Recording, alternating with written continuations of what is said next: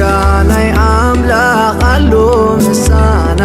ኣይሓደግናን ኣይሓደግናን ይባርኸና ዕለት ዕለት ያብየና ጸጋናይ አምላኽ አሉ ምሳና ኣይገድፍናን ኣይገድፍናን ይባርኸና ጸጋን ሰላምን ናይ ጎይታና ኢየሱስ ክርስቶስ ምስ መንፈስኩም ይኹን ተኻተልቲ ናይ ጸጋ ዘመን መግቦት አገልግሎት ብሳኹም ዘለኹ ከም ተለምዶ ሓውኹም ዲያቆን ዮናስ እየ ከም ፈሪድ አምላኽ ሎም ድማ ነቲ ዝጀምርና ሓሳብ ክንቅጽሎን መፈጸምታ ድማ ከገብረሉ መጽ ዘለኹ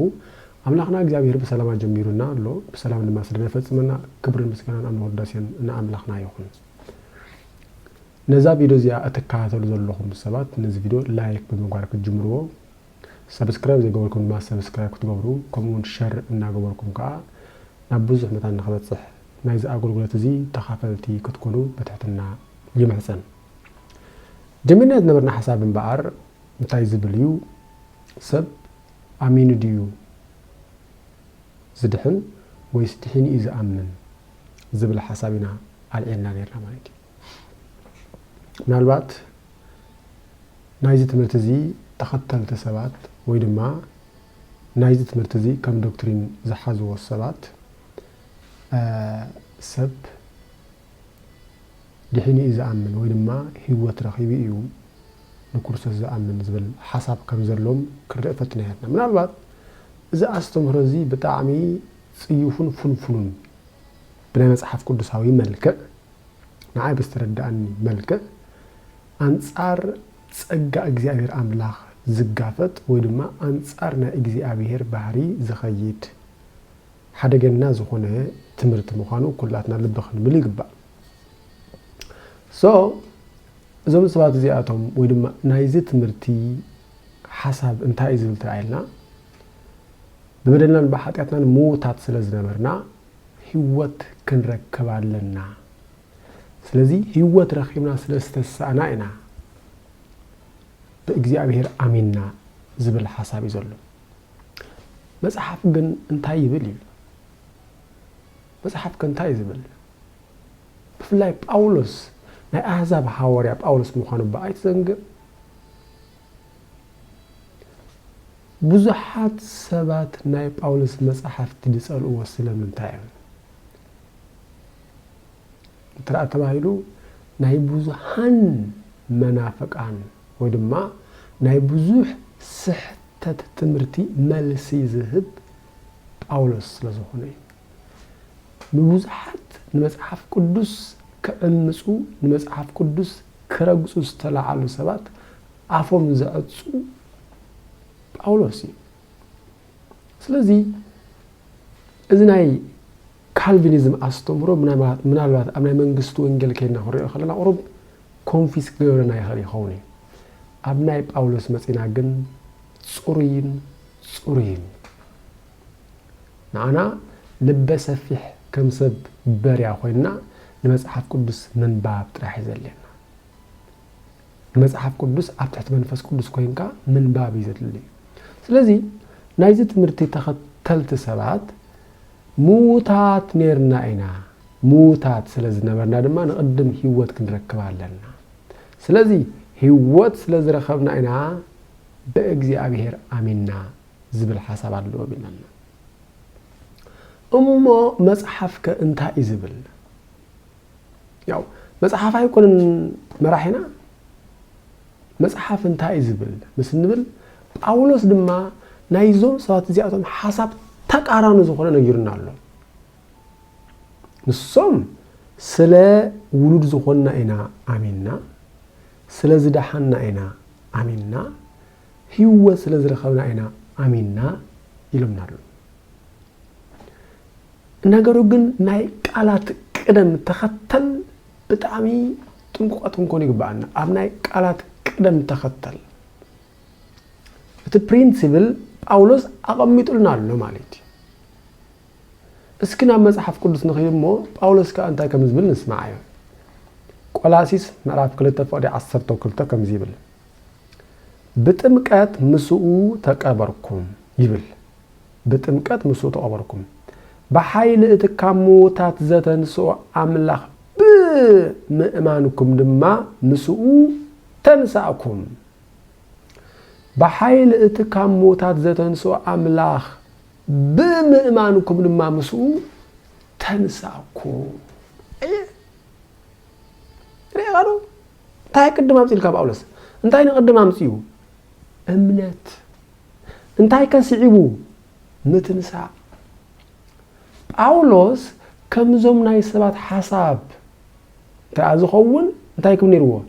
بحيل اتكاموتا زتنسوم نسو بمتنساكم دما امنكم كم نيرو ነገሩ ግን ጳውሎስ ኮም ይኮነሉ بس እግዚአብሔር بمتنساكم آمنكم አይበለም ጳውሎስ እንታይ ዳ በኃይል እቲ ከሞታት ዘተንስኦ አምላኽ ብምእማንኩም ንስኡ ድማ ተንሳኩም ንቅድም እምነት መጽኡ ድሓር ድማ ምትንሳ መጽኡ ንሶም ግን ሙታ ስለዝነበርና ንቅድም ተንሲና ድሓር ድማ አሚንና رأيها ناي قالات قدم تختل بطنقاق حزوم زغبانا مايتي باولوس ابز نقدم امنه تامصيو دحار دما متنسا امصيو الله زوم سبات ግን نقدم متنسا امصيوم دحار دما امنه يمصو الله نقدم تنسينا دحار دما اميننا نقدم هيوتاون كنا دحار دما اميننا ابغلغل بوتا ابنا ሃይማኖት ዓለም ተራኺርና ወንኮ ንገለጥ እስታት قمت إلهم زردوا قالوا نعبنت نبل إفسر مرافق للتفقدي شو تجميرو نكرستوس بمؤمن بسأجا يخم زدحمكم زخاء وبت أملاخ بركة وخاتكم هيكونن حدو كاخي مكح كاب جبرة أيكونن يبل فودا عسى تشون تايلو نتي أملاخ قدم زدالو سناي تقبلات إنا فتسنا من تخنبر بكرستوس يستفترنا فطرات أملاخنا زبل حساب علينا ገለገለ በተምነት ግን ገምጥለም የምዝሩድዎ ንቅድም ክንገብር አለና ድሓር ድማ ክንድሕና አለና ንቅድም ተግባር ይመጽእ ድሓር ድማ ድሕነት ይመጽእ መጽሐፍ ግን ኮም ይኮነን ዝብል ንቅድም ትድሕን ድሓር ትሰርሕ ዝብል ኣብዛ ሓሳብ ድማ ኮም ይዝለና ንቅድም ተኣምን ድሓር ድማ ትተንሲ ስለዚ ጳውሎስ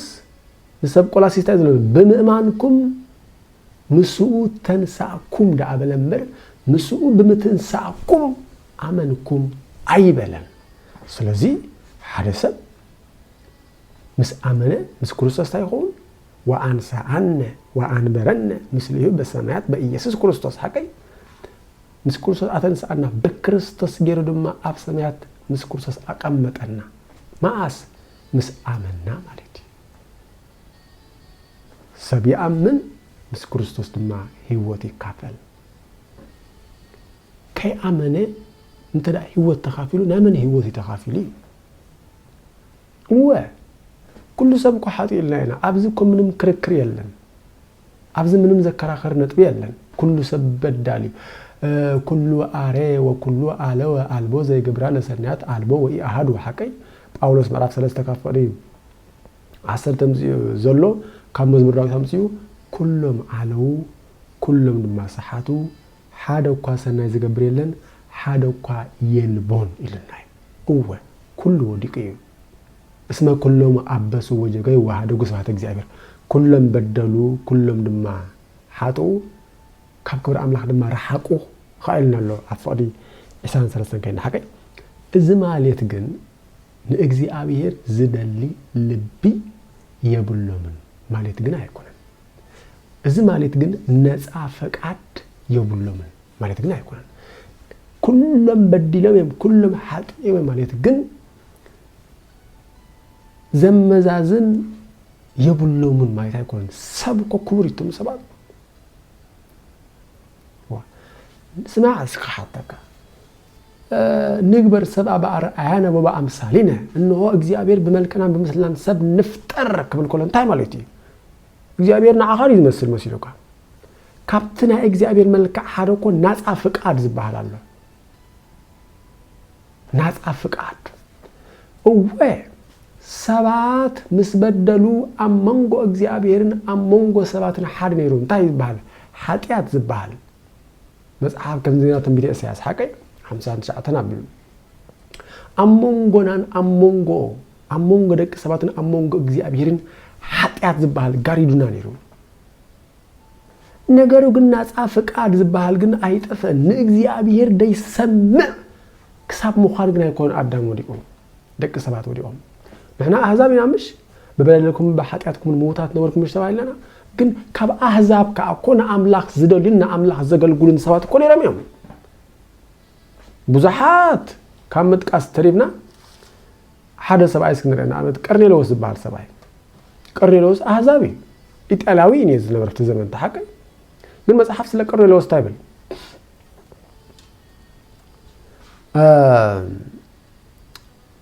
ጉራሁራት ምዕራፍ 10 ካፎዳ ሓደ ኣብ ቂሳርያ ቀርኔሎስ ሰብኣይ ነበረ ንሱ ኣብቲ ኢጣልያዊ ጭፍራ ዝበሃል ክፍሊ ሰራዊት ሓለቃ ሚእቲ ነበረ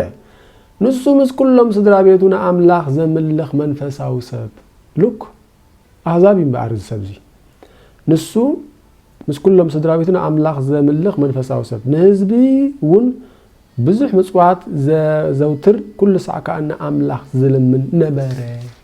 ይብል መጽሓፍ ኣሕዛብ እዩ ቆርኔሎስ ጴጥሮስ ሽዑ ንቆርኔሎስ እንታይ ከም ዝብሎ ስማ ፍቅዲ 34 ጉራሁራት 10:34 ሽዑ ጴጥሮስ ከምዚ ኢሉ ክዛረብ ጀመረ ኣብ ዝኾነ ይኹን ሃገር ንኣምላኽ ዝፈርሕን ቅንዕና ዝገብርን እንተሎ ኣብ ኣምላኽ ቅቡል እምበር ኣብኡ ኣድልዎ ከምዚ የሎ ብሓቂ ረኣሁ ይላል ጴጥሮስ ድማ ስለዚ ሪኻ እዞም ሰባት እዚኣቶም እተምጽዎ ሓሳብ ክእመን ዝኽእል ሓሳብ እዩ ነገሩ ግን ምስቲ ክእመን ዝኽእል ሓሳብ ድማ መርዚ ሓዊሶም እዮም ናባራ ዝሰድዎ ዘለዉ እወ ኩሉ ሰብ ሓጢኡ እዩ ክብሪ ኣምላኽ ሲኢኑ እዩ ምባለም ትኽክል እዩ ነገሩ ግን ናፃ ፍቃዱ ተሓደ እዩ ከኣምን ክሳዕ ዘይክእል ክውስን ክሳዕ ዘይክእል ክሰምዕ ክሳዕ ዘይክእል እዩ መይቱ ዝብል ከዓ ናቶም ሓሳብ ይኻዶ ነዚ ንሕና መጽሓፍ ቅዱስ ዘጽንዕ ሰብ ካብ ምውሳኽን ካብ ምትሕዋስን ካብ ዘይምእዛዝን ይጠንቀቅ እንብል ኩሉ ግዜ ስለዚ ኩሉ ሰብ ሓጢዶ እወ ነገሩ ግን ምስማዕ ክሳዕ ዝስእን ምእማን ክሳዕ ዝስእን ናፃ ፈቃዱ ክሳብ ዝተሓድገድ ይወዲቑ ኣይኮነን ነዚ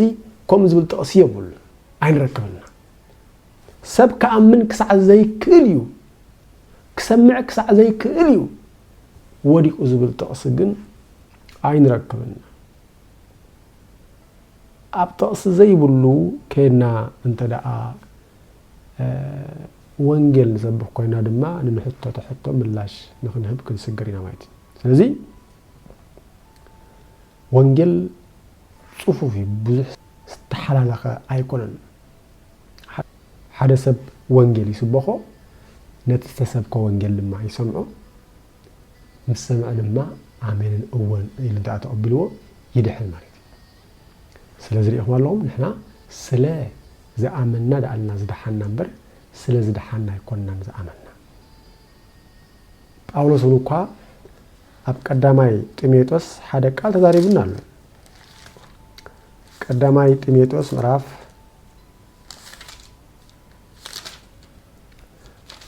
ቀዳማይ ጢሞቴዎስ ምዕራፍ 1:16 ከምዚ ይብል በዚ ምክንያት እዚ ድማ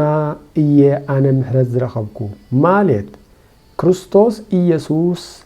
ነቲ ወሰን ዘይብሉ ትዕግስቱ ቅድም ኣባይ ብምግላጽ ናይቶም ናብ ዘለዓለም ህይወት ክበጽሑ ኢሎም ብኡ ዝኣምኑ ኣርኣያ ገበረኒ ይሲ ናይቶም ናይ ዘለዓለም ህይወት ናይቶም ናብ ዘለዓለም ህይወት ክበጽሑ ኢሎም ብኡ ዝኣምኑ ኣርኣያ ገበረኒ ይላል ስለዚህ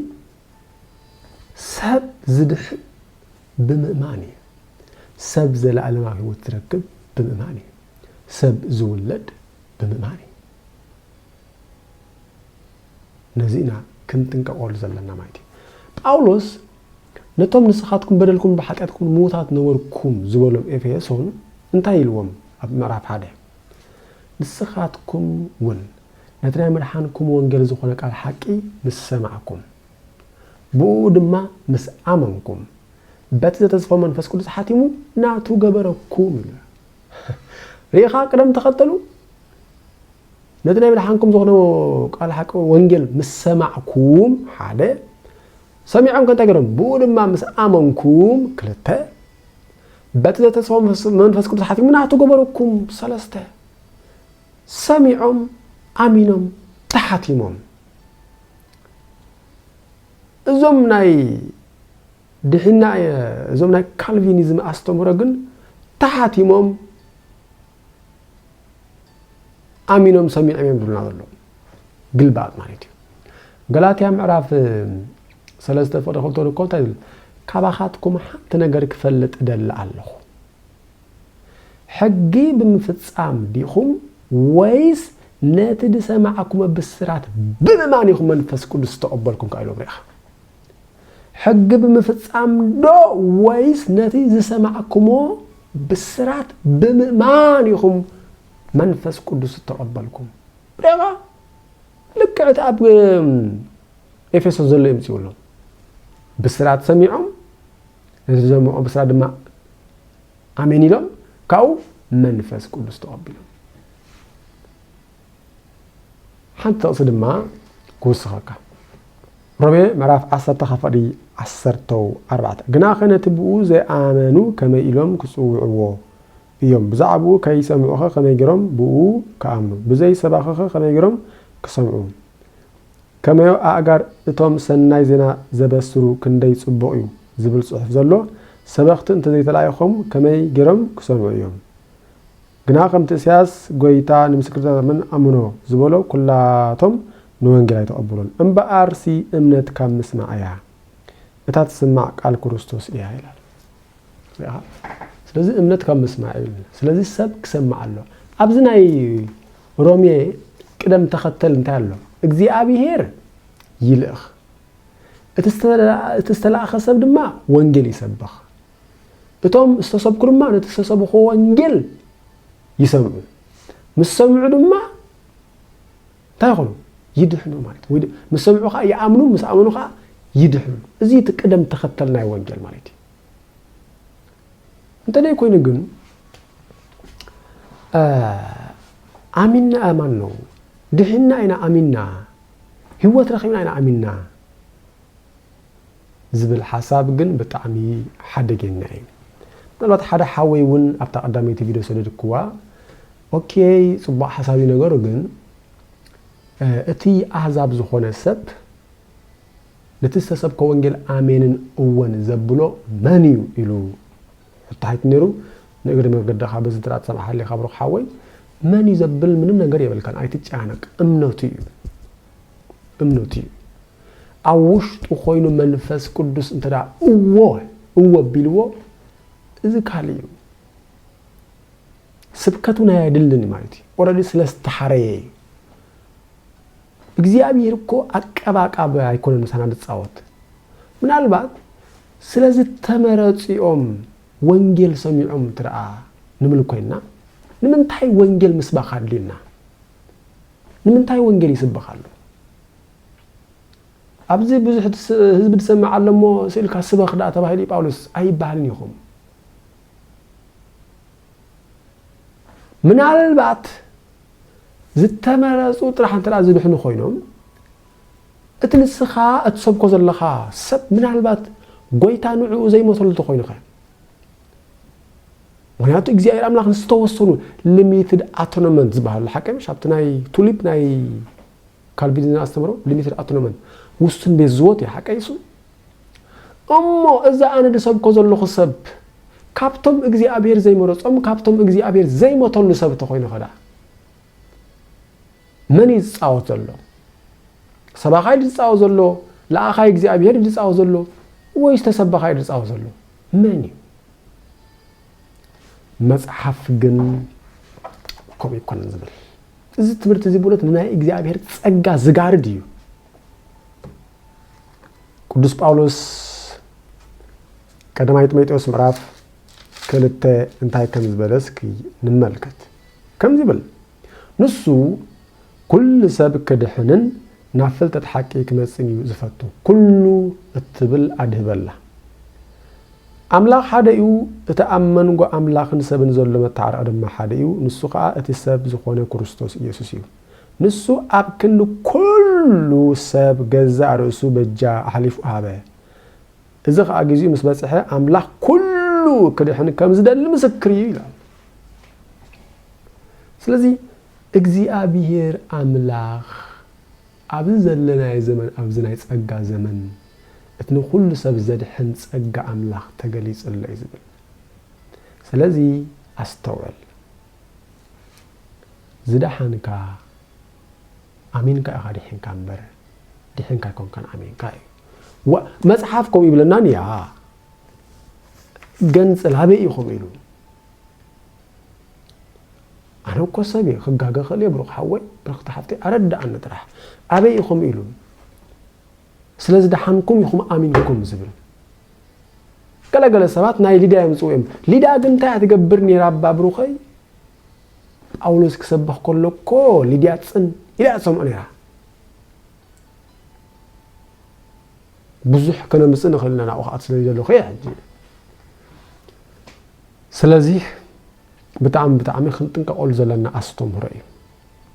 بتعمي خنتنك أول زلنا أستمرئ أمنت كم مسمع إذا المزحف أمنت كم مسمع حجقنا صدق أملاك متحقن نبيات المذكروا بحق مسيز يكونس بخال ما قد تقريز الله كل متمز أمنه أبكر من إجزاء زيسألكم بإيسوس كريستوس بمأماني ስለዚህ በመእማን ይጽደቅ በመእማን ድሕነት ዝርከብ በመእማን ናይ ክርስቶስ አካል ዝሆን በመእማን ሓድሽ ፍጥረት ዝሆን በመእማን እቲ ምስ ክርስቶስ ሱታፌ ዘውህብ ኩሉ እንዋሃብ ተዋሂብካ መእማን ዝበሃል የለን ተዋሂበ ኣሚነት ኣታለኻ ግን መን ይህቡካ እዩ